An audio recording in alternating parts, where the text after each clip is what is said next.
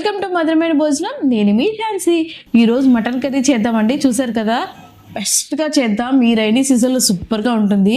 ముందైతే మంచి వేడివేడి మటన్ కర్రీ మీకు చూపిస్తున్నందుకు ఒక్క లైక్ చేయండి. అలాగే కొత్త వారా అయితే సబ్స్క్రైబ్ చేసుకోండి నా ఛానల్ని. ఇలాంటి మరెన్నో రెసిపీస్ మీ ముందుకు వస్తాయి. మరి ఏమాత్రం లేట్ లేకుండా వీడియోలోకి వెళ్ళిపోదామా? Let's go.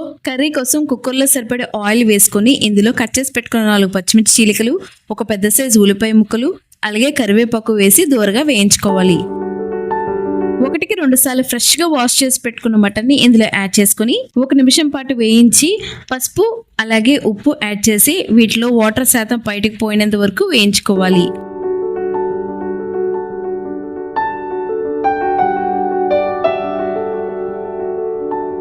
Non veg recipe స్పైసీగా ఉండడం కోసం నేను 2 స్పూన్ల కారం అయితే యూజ్ చేస్తున్నాను. అలాగే ధనియా పౌడర్, జీరా పౌడర్, గరం మసాలా పౌడర్ వేసి మసాలాలన్నీ మటన్ కి పట్టి మంచిగా వేగినట్టు కలుపుకోవాలి. ఇలా వేగిన తర్వాత కాస్త పెరుగు కూడా యాడ్ చేసుకొని మంచి గ్రేవీ టెక్స్చర్ నుంచి ఆయిల్ పైకి తేలేంత వరకు కలుపుకుంటే మనకి మటన్ మంచిగా వేగుతుందండి.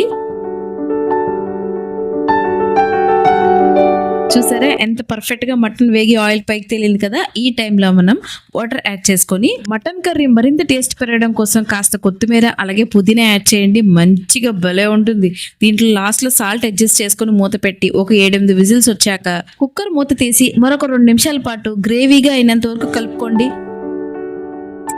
మీకు ఇక్కడ లైవ్ లోనే చూపిస్తాను ఎంత మెత్తగా మటన్ అయ్యిందని. చూసారు కదా, సాఫ్ట్ గా కట్ అయ్యింది. మరి ఏమాత్రం లేట్ లేకుండా దీన్ని ఒక బౌల్లో తీసుకొని రైస్ ఆర్ చపాతీ దేంతో అయినా ఈ కాంబినేషన్ నెక్స్ట్ లెవెల్.